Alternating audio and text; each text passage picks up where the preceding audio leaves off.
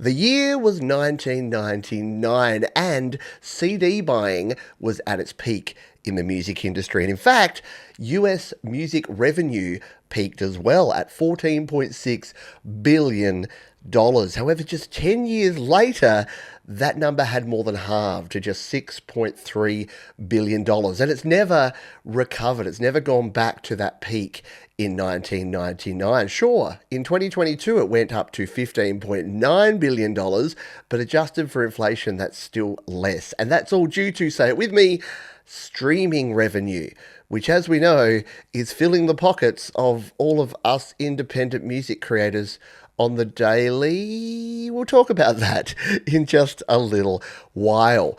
So, how did we get here? We're going to go through that in this week's show. I'm going to talk about the history of the music industry. Before there was a music industry, what's happening right now, what's causing so much angst, why there's so many people creating and so few people making a living from music in 2025. We're going to cover it all, but let's start in the way back when. Let's dive back to the time before there was a music industry.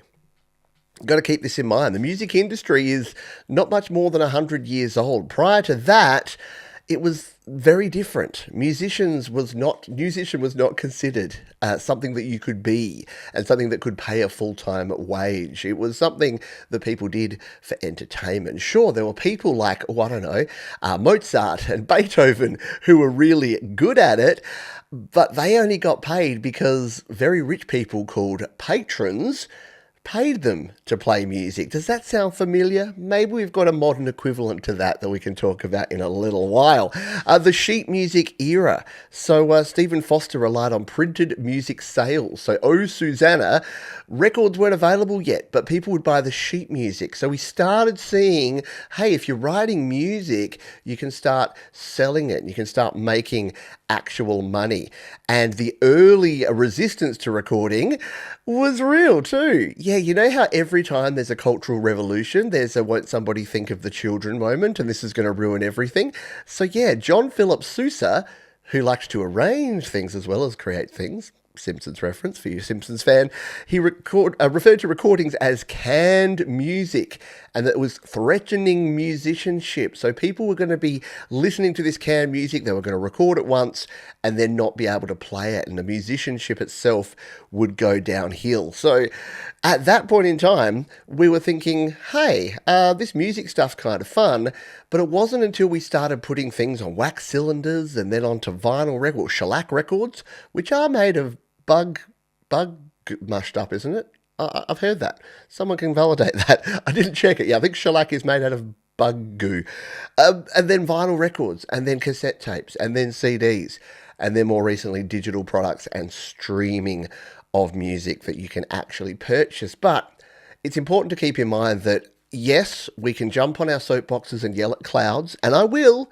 I'll do it, don't worry, you can do it with me, about the fact that not enough people can make a living from music. But consider that just over 100 years ago, almost zero people were making a living from music. The music industry is quite new. It was created out of the ability to record music, recorded mediums, the invention of the gramophone, the invention of tape recordings and tape decks and CDs and all the rest of it. So when we stop and go, yeah, we don't have enough money in the music industry anymore, is that really the case? Or is it due to some other factors that we're going to talk about in a little while? So there's been a lot of changes over those 100 years. The current ease of music creation is absolutely apparent. But the difficulty in making money out of music is also apparent. We'll be talking about that. I'm going to give you some example of some artists who have overcome the industry challenges, some that have done not so well. We're going to talk about some ideas and some positive things for the future, and ask the question if we can do it. And I've got a quote here from the one and only, the extraordinary Jack Conte, the co-founder of Patreon, who said, "Artists have more tools than ever, yet it's harder than ever to turn music into a living." And that's what we're going to discuss here today. Right, let's talk about the history. So, technology We started out with the vinyl era, 78s, LPs, into cassettes, into CDs, into digital downloads, and finally into streaming. The peak CD era around 1999, folks were paying between $15 and here in Australia especially $30 per album. Yeah, that's a lot of music. That's about 3 months worth of Spotify. And that's an important number that we'll talk about in a moment. Let's talk about what happened between 99 and about 2003. A little upstart of an app called Napster. In fact, it was so old we didn't call them apps back then. We just called them software or programs. So if you were around in the late 90s, early 2000s, or even if you're a bit of a music historian, you'll know about Napster.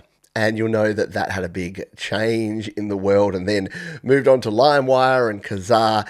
We're talking music piracy here, folks. We're talking about the fact that digital, so the invention of the MP3, which happened in the late 90s, that enabled this. That enabled folks to suddenly start doing it. And look, you could do it beforehand. You could take your CD and you could extract it as WAV files or as full resolution audio files. But the problem was every CD had about 700 megabytes worth of data, and then when you extracted the audio, people just didn't have enough hard drive space to store these files. As soon as you had compression ratios of around 10:1, suddenly that 40 megabyte WAV file became a 4 megabyte MP3 file, which made it much easier to transfer, much easier to store, and much easier to share, which scared the music industry and folks like Lars from Metallica big time.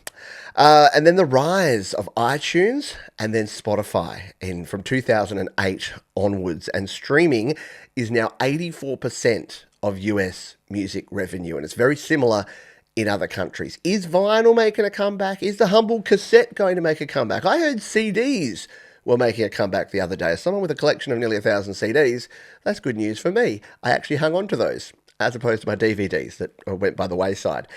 And the fact that we've got all of these problems with streaming services, with artists not being on one streaming service and just being on another, and with the fact that not everything's available everywhere. Will music streaming go the way of the video streaming has, where you need 7 different subscriptions just to have all the music? Thankfully, it's not quite there yet. Whether you're on YouTube Music or Spotify or Apple Music or Amazon Music or Deezer or Tidal, you've got almost the same catalogue of music. And on some platforms, you don't have certain podcasters either, which is a benefit, if you ask me. David Bowie in 2002 said, music itself is going to become like running water or electricity. Smart man, David Bowie. He was before his time, and he's spot on. You pay your music bill now. You don't buy an album because you love an artist and you're supporting an artist. You buy a stream of all the music, and then a little tiny fraction of that goes based on who you then listen to. So yeah, you get your bills. You get your monthly bill now. It's like water, rent, electricity, food, movies, TV, music. They are just one more consumable that you're paying for. Like a hose, like a hose. So there you go. There's 100 years of technology shifts in less than 10 minutes to get us started here. All right. Can we talk about creation without going down the whole CEO of Spotify telling you it's so easy to create amazing music? Everyone should just be able to do it, and people should stop complaining about the fact that they're not getting paid to do this because it's too easy. There's no skill involved. Why should we pay you? Why should you make a living wage? So today's artists do have access to inexpensive laptops, iPads, iPhones. GarageBand is free, or at least included, bundled in every Mac and every iPhone and every iPad sold, which does give creators a leg up, doesn't it? Compared to the old way where you had to actually have your own 4-track recorder, or you had to have your own reel-to-reel recorder, or you had to go to a studio to be able to record. The barrier to entry is lower. There is no denying that. And some folks think that's bad. And look, there's devil's advocate. There's absolute reasons that you could say it is, because as much as I like to say a high tide raises all ships, in some cases, if there's too many ships, it overflows. Okay, the analogy is a bit lost at this point, but you get what I mean. If there are too many people competing and your pie is only yay big, well, then they're all competing for that same pie, and every slice of it is going to get small. You know, when you go to a party and you see the cake and then you see how many people are there, and you're like, ah, man, I'm getting a slither. I'm not getting no big chunky piece of this cake. I'm getting the smaller sliver. If I get any at all. Thank you, Spotify, over 1,000 streams to get any cake. Otherwise, no cake for you. Water only. So we have the ability to do that. We've got distribution platforms like the wonderful DistroKid. I'd be remiss if I didn't say DistroKid are the best platform for releasing your music. And yes, they are a sponsor of this channel and on my weekly Your Music live show here on Studio Live today. So thank you to DistroKid. Save 7% off your first year on any DistroKid plan. Link in the description. But there's not only DistroKid, let's be honest, there's TuneCore, there's CD Baby, there's a bunch of other options that you can release your music, and for less than like $30 a year, you can release an unlimited number of songs, which is pretty wild when you think about it. If you're from the old school like me, where you had to record your own demo tape and then get tapes duplicated. Remember there were services where you go, oh, can I get 50 copies of my demo tape? Here's my DAT master. And then you'd go there and you'd pay, what, $5, $6 each. And then you'd sell them out of the boot of your car at your gigs for $5, $6 each. So it wasn't a money-making endeavor by any stretch, but it was the only way that you could distribute your music. And now, digital distribution. You got folks like Billie Eilish and Phineas. I mean, Ocean Eyes. They uploaded from a bedroom, and they created it on their laptops using Logic Pro. And then, yeah, you look at them and you're like, wow, would they be doing that now? Well, no, but yes, they could. They proved that they could. And in fact, there's been Billie Eilish tracks and other tracks in Logic Pro that you can go in there and look at and see how they're created, which is super cool indeed. And Phineas said at the time, we had no equipment, no budget, just a laptop and a microphone. And sometimes those limitations can actually create really cool things. You don't need all the gear. You don't need all the stuff. And you don't even necessarily need all the know-how, because there are some tools. And I know some people will be saying, oh, if you don't know how to thread tape onto a tape machine and how to use an outboard compressor perfectly, you don't deserve to make music. And these days, you literally just load up your phone, tablet, laptop, and select your instrument, select your input, and hit record and go. And it does, it holds your hand. There's presets. No, not presets. Yeah, there's presets. There's one button things that are just like make tracks sound good now. And guess what? It's going to get better or worse, depending which side of the fence you sit on with that. But it is. It just is, because with AI, I know, we don't like to use the A word around here, but it is going to happen with the advances in technology. Let's just call it that, because AI is just the catchphrase that we're using this 3 or 4 year cycle. It might be something different in the future, but it's just technology-led automation and innovation that's making things better and easier. That's why we went from the hand-cranked organ to the piano to the synthesizer to your iPad, which has a synthesizer built in, has thousands of synthesizers built in. All right, let's rip the Band-Aid off and talk about why earning a living is tougher now. And I've already talked a little bit about the cake and the slim slivers of slices of cake that we all get now being creators, but this isn't a new thing. In fact, it goes back to the 60s, 70s, 80s, 90s. As long as there's been a music industry and a music business, there's been exploitation. And look, will I jump on my capitalist or anti-capitalist bandwagon a little bit here? Yeah, I will a little bit. Because the problem is, and always has been, that when there's money involved, people want it. And they don't want to give it to other people. They want to make it for themselves. And they don't want to just make enough money. They want to make a lot of money. Or in some cases, they want to make all the money. They're not caring about the ability, an ongoing revenue stream. They don't care about the community that they're creating or in some cases destroying. They just want the money. And when we look back at examples like TLC, so if you don't know the group TLC, they earned 56 cents per album. So they were one of the biggest artists, the biggest groups in the world. And they're only getting 56 cents per album. Why are they only getting 56 cents? Well, If you think about it, they've got to pay for their recording. They've got to pay for the video production. They've got to pay their agent. They've got to pay their record company. They've got to pay their promoters. They've got to pay merchandisers.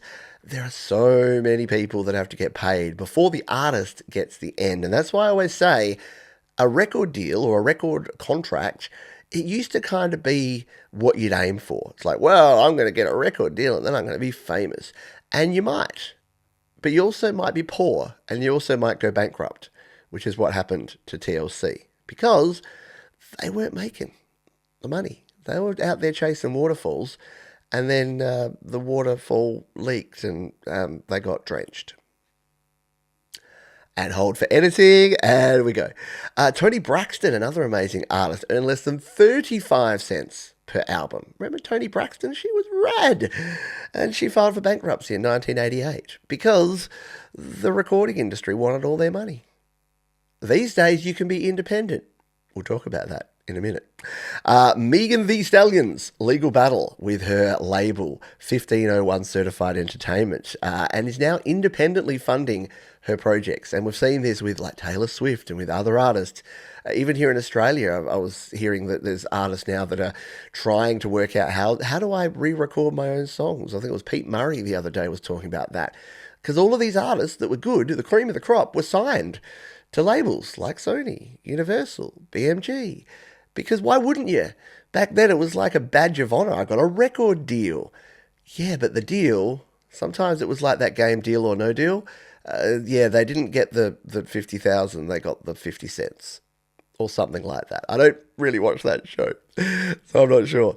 Spotify, let's talk about the streaming economics. And this is something that blows people away. If you don't know the detail of how streaming revenue works, first of all, the question, how much do you get paid per stream, is not calculable. It is not a number that you can actually state. The reason for that is that it's a pool of revenue. So if you think about how streaming works, it is not that someone pays a certain amount to stream your song. They pay a certain amount to have access and have the ability to stream your song. And it's only if that user paying their $10 a month happens to stream your song, and then after all of the overheads and all of the expenses, let's say that at their $10, there's $4 of that goes to artists. I don't think it's even that much, but let's just say it is.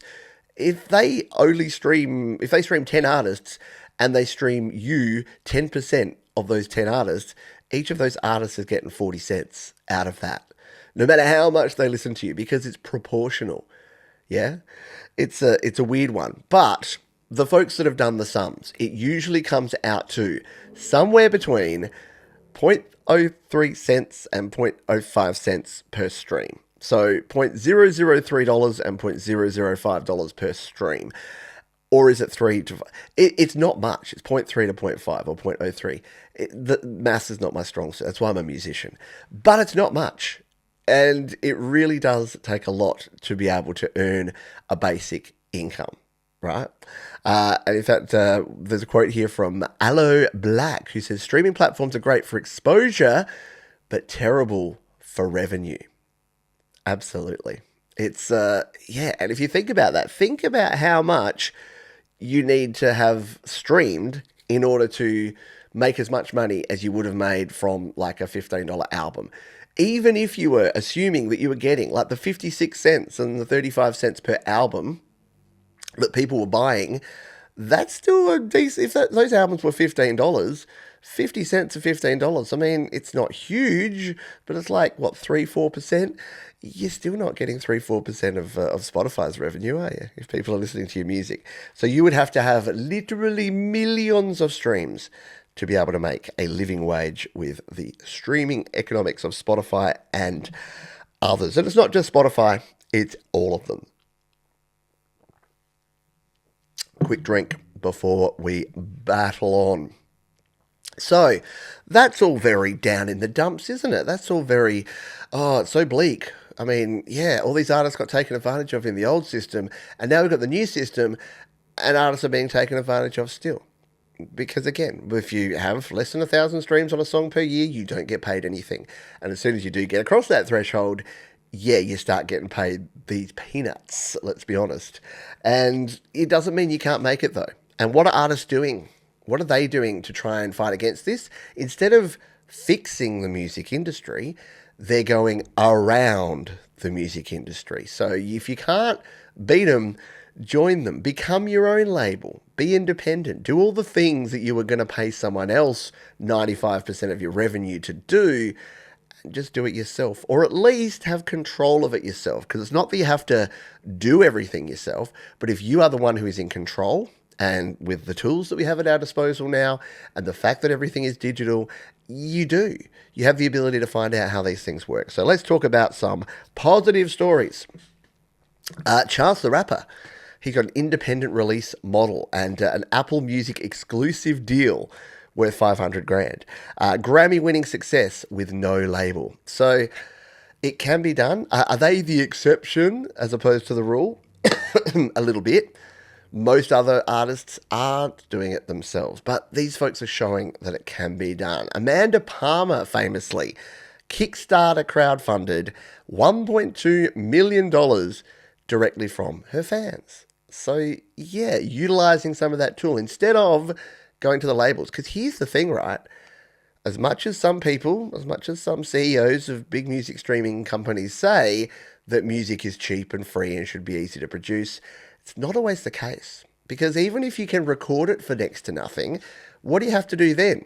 You have to promote it. You have to tour it. You have to get onto radio airplay and to playlists, and all that costs both time and money to do. So when we're talking about these artists, being able to have that, the true 1,000 true fans where they can actually tap into, and look, I've benefited from this as someone who is in the music industry adjacent. I don't have any label. I don't have a manager. I don't have a group that's supporting me, which is great because I get to make all my own decisions. But I am crowdfunded through things like Patreon, through things like the channel membership here on YouTube that you can check out, $2 a month. Check it out down below, or go to studiolivetoday.com/member. And see, because I'm independent, I get to choose to promote myself. Now, this next one, I got to admit, I don't know who they are. I haven't heard of them. But this is the point, isn't it? They go by the name of Pomplamoose. I don't know what sort of music they create, but they're making monthly Patreon income of between $5,500 and $7,500. So you extrapolate that over a year, that's a pretty solid income. That's a living wage, and it gives you that baseline, that financial stability without the interference from a label, which is pretty cool. It is pretty cool to see. And there are countless examples of people, not only in the music industry, but across many creative endeavors, that have basically gone back to the way it was. Again, we opened with this, but the patronage era that was around before the music industry, Mozart and Beethoven, they were able to sit and write all of their wonderful music because of the kindness of their fans. And does it make it even better if those fans happen to be rich monarchs? Hey, doesn't hurt, does it? We all need a king with deep pockets to support us out. All right, let's do this. Let's talk about this. The devaluation equation, because we talked about it before, and this is something that I've harped on a lot, which is that we just don't spend, as consumers, and when I say we, I mean me and probably you, don't spend as much money on music now as we did then. Think of the peak CD boom. We're talking 1998, 99. CD albums cost between $15 and $30 each. Today, most folks pay between $8 and $15 for unlimited streaming. That means you're paying less for all the music than you used to pay for one of the music. And if you factor in inflation into that, those same $15 or $30, we're talking $25 or $45 with inflation. So you are paying less for a whole lot more.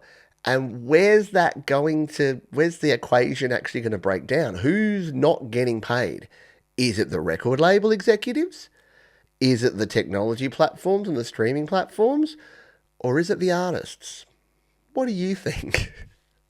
Who do you think? Do you think that in that same time that people that are working as promoters and people that are working as label executives are making less money? Now, some of them are, because there are some smaller labels. There are still independent labels and smaller labels that probably don't have the staff that they used to. You can imagine there used to be people that would have to go around to radio stations and hawk the wares of their latest big band that they're trying to promote. Well, I mean, most of that's done digitally these days, and radio stations are disappearing, shall we say, or becoming big conglomerates. I see you, iHeartRadio. You heart money is what you heart. These are the opinions of Pete Johns, and not libelous, but look, they're a business. They're a money-making organisation. If you look at all the radio stations, they all kind of get clumped in big organisations, and that's because there's not the money in that. And again, it's the same thing. We used to listen to a lot more radio with our ears, and now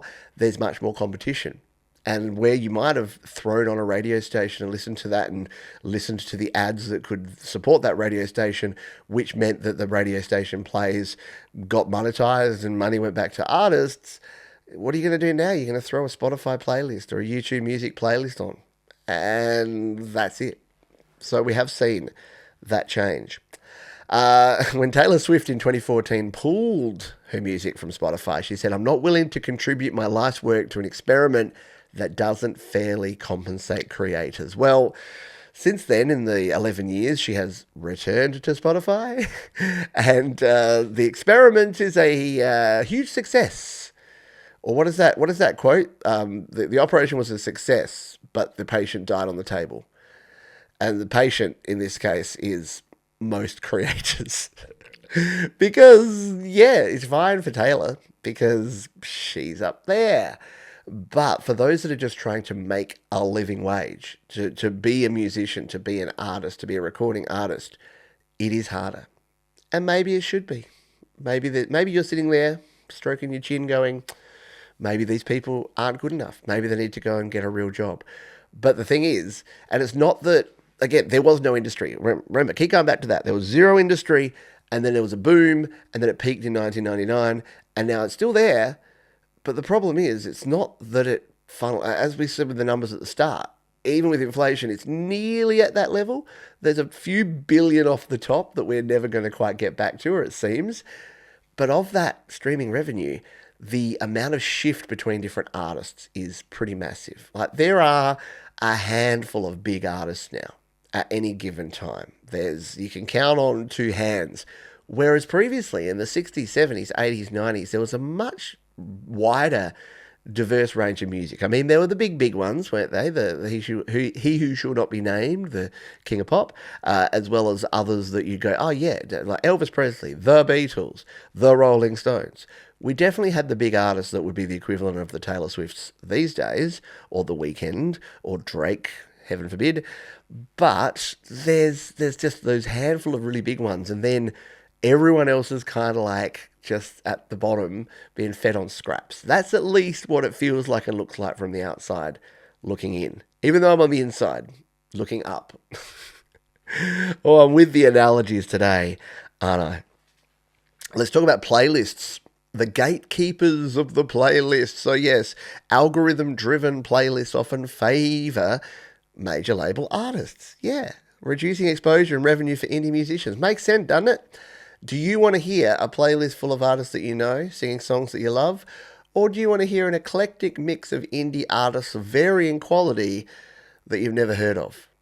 I mean, it's a bad question to ask probably this community, especially myself, because I kind of love eclectic mixes of music from artists I've never heard of, even if the quality isn't always exceptionally amazing. Because when you find that diamond in the rough that's experimental, that's out there, that's avant-garde, that's not cookie-cutter pop stylings of 2025, that's the real stuff. That's the music that I love listening to.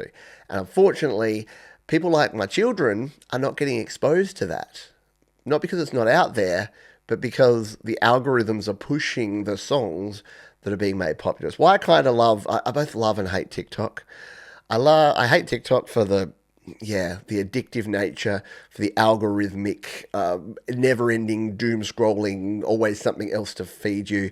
I hate it for the fact that it's not about creators, it's just about little bites. Like, I ask my children, who's your favourite TikToker? And they have no names, because it's whoever just pops up. It's not like YouTube or Twitch where you follow a creator, you just follow your algorithm and your stream. But I do love TikTok when it finds and discovers older songs and then kind of breathe new light into them, like Running Up the Hill, the Kate Bush song, or that I wish I was a little bit taller, I wish I was a baller, I wish I had a girl who looked good, I would call her, I wish I had something in a bat with a cat. Anyway, that song about wanting to be tall and play ball. Yeah, so they sort of come back through that, which is a good thing. But yeah, the playlisting is definitely a challenge. Do we want some positivity? Because there are ways. It's not that no one, it's not that unless you are one of the top 10 recording artists with a big label that or one of them, these amazing independent artists that ditch their label, they're not the only ones who can make a living. I mean, I make a living from music, but I skirt around the music industry. So my revenue comes from advertising, such as ads you see here on YouTube. Thank you for not using an ad blocker and for maybe occasionally not skipping an ad. You rule. I get it from crowdfunding through things like memberships and Patreon. I get it from sponsors, such as the wonderful DistroKid who sponsor my Your Music live show. I get it from direct donations. You would be surprised, and I'm always surprised and absolutely flabbergastingly grateful that there are some folks who will just randomly, out of the blue, some I don't even know who they are. I just get a notification saying, you've just been donated X dollars, and I'm like, oh, wow. And they're like, hey, Pete, I just wanted to contribute because you did good work.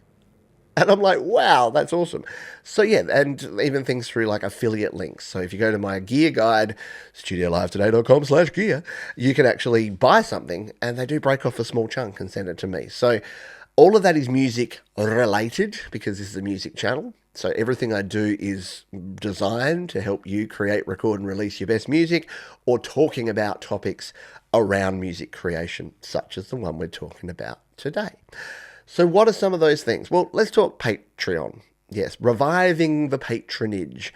Patreon allows artists to have a modern day patrons and make a living from their art, which I think is just wonderful. I'm a patron of podcasts, I'm a patron of other YouTubers, and I'm a patron of some musicians as well. And it makes me feel good. It makes me feel happy that I can actually contribute to the livelihood of those people, knowing how important it is and how, because we haven't even talked about the desire and the need to be independent and the fact that it means that you have creative control over everything you do. You are not obliged to make particular types of music or do particular types of things or go on tour at this date or have this merchandise in your store. You control it end to end. And that just wasn't the case. Even if you were independent before the digital era, it was hard because you didn't have the connections with the people creating, like duplicating the tapes and the CDs. You didn't have the connections with the big venues and the promoters that could get you on the stages. So it was harder.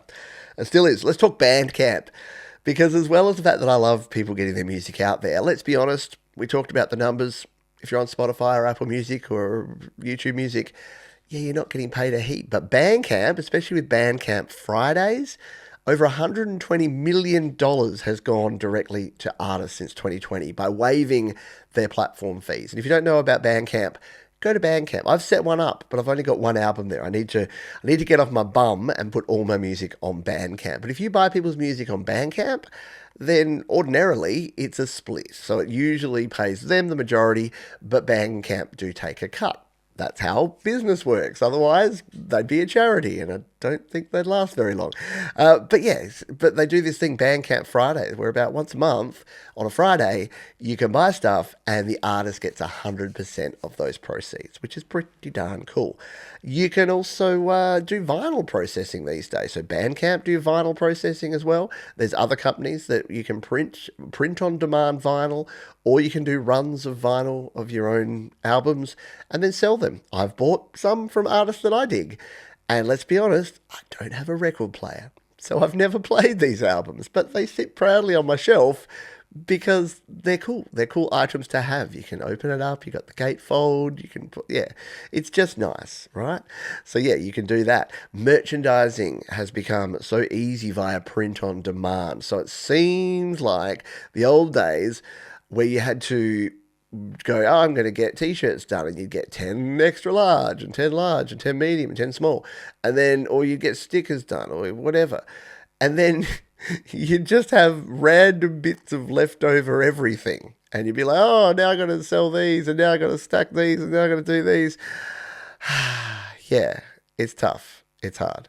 But yeah, these days, what do? You just set up with someone like Fourth Wall, who I now use, and it's dead simple. You upload your images and you say to folks, there it is, here's what it cost. And if they order something, they print it and they send it to them. So whether it's a mug like this one, my fabulous new large size Studio Live Today mug, which makes your coffee taste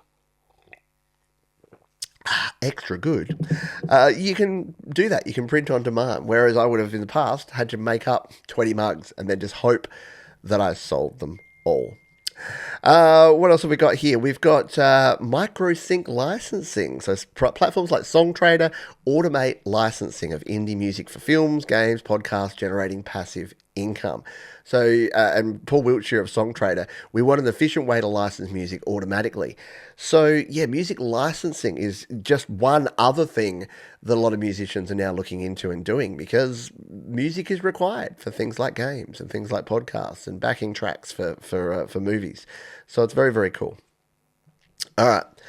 Let's talk about a few more things here. The lightning round, future trends. What's the future of the music industry going to look like? What are some of the emerging solutions? Well, you can't talk about anything without talking about AI. Dare I say that AI generated music could be a part of what people do? Or AI music collaboration? Is that a thing? Automatic AI mashups of a couple of your songs? Look, let's be honest. I don't love the Suno and Udio model where they scrape a whole bunch of music, possibly copyrighted music, that's the speculation, and then you say, rock song about dolphins, and it's like, I like the way they blow out their holes. You heard me. But you know what would be rad is I would like to get an AI engine and just give it like 5 of my songs and say, can you do a medley of these, or can you mash these up by like beat matching and pitch changing and stuff like that? Maybe. Or you get 2 different songs from 2 different artists and you smush them together. So ethical AI using user created content could be a cool thing. I think there's possibilities there. Royalty sharing NFTs. Look, I threw it in here because it was on the list of things. I don't think NFTs ever were a thing. I don't think they are a thing anymore, and I don't think they will be a thing in the future. But I think that the closest that NFT, and if you don't know about NFTs, non-fungible tokens, the closest thing is things like Patreon. And I think, and crowdsourcing and crowdfunding for actual musical projects. And I think that's more where this will be. That buying a bit like in poker tournaments where people buy a piece of your action. It could be more like that, where people actually share in your success and become like a shareholder in the brand that is you. So they don't get anything tangible. It's not fungible, but it's also not a picture of a bored ape scratching its balls. Hybrid live streaming models, so doing a show that's also we've already seen this. My friend Samantha Edge does this with her busking. She will live stream on YouTube and Facebook while busking live.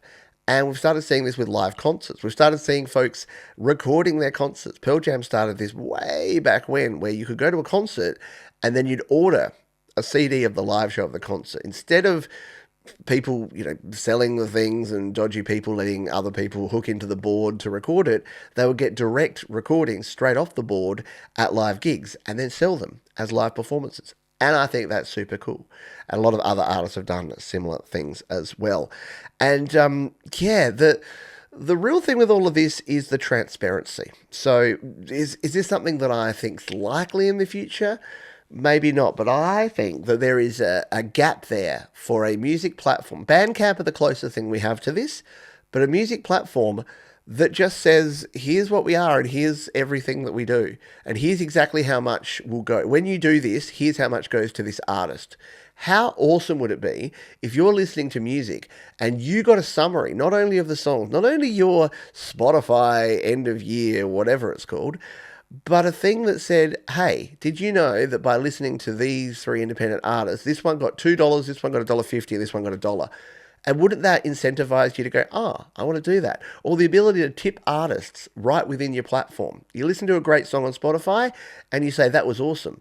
And look, I keep saying Spotify, I know, but let's just say it's the new platform. It's Peterfy. So you're on Peterfy, my brand new streaming platform, and I've got all the music that you normally listen to, and you pay $10 a month for the privilege. And I say to you, hey, of your $10, only $2 goes to our overhead and our technology and our servers, and $8 is going directly into the pockets of creators. And if you pay $15 a month, but every month you get $5 or maybe $10 to put back in creators' pockets. It's like maybe there's a bit of a bonus sort of funding thing there. Or maybe artists that are really successful get together and do similar to what Tidal was. Artist-driven streaming platform, but be transparent. Actually say, here's how much this costs us to run, and just open up your books and say, yeah. Like, the problem is, I think, that a lot of folks have is it's so hidden now. And look, it always has been. We didn't always know exactly how that, these artists made 30 cents and 50 cents per album sale. We just assumed that they were big, famous touring artists with gold and platinum records. They must be doing pretty well. We didn't know that. Because it was hidden, because it's this whole, let's not talk about the money. Let's not talk about livelihoods. And we should. So I'm kind of going to finish on that, because I think just having this conversation is a good way to be. And you having a bit more of this information and ammunition when you're talking to other people, because there is a lot of ignorance out there. There's a lot of people with their head buried in the sand. There's a lot of people that don't know exactly how hard it can be for creators. And I know someone that's just worked a factory shift for minimum wage gets home and hears their next door neighbor whining because Spotify didn't pay them enough for them doing the thing that they love doing anyway. I get it. I realize that a lot of this comes from a place of privilege, and a lot of it is new. So a lot of this is based on the fact that we didn't have it, and then we did, and then we may not have it again. So things change.